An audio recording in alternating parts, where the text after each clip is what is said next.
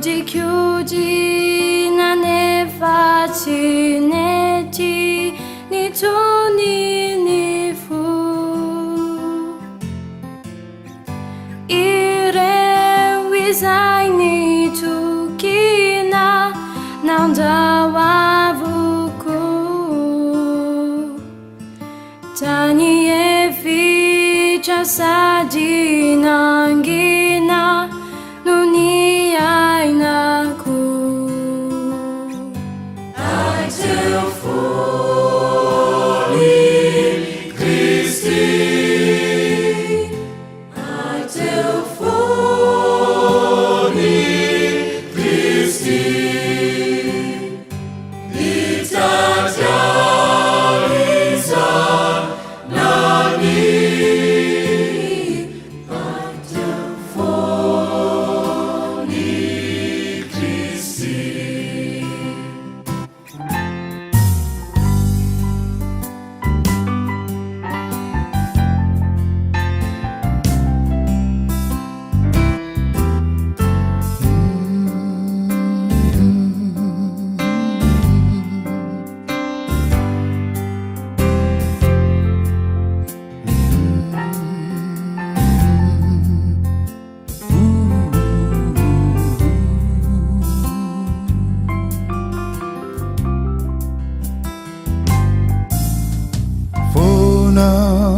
Izao ny fotoana izay lanitro andro mirana solo ataona izao ny androko tojo izay nantenaina ka de afapo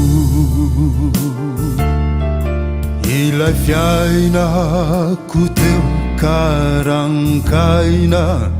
niombaoso ai teu fony Christi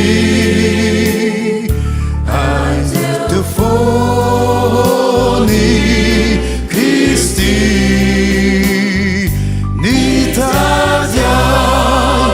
Izai nani ai teu fony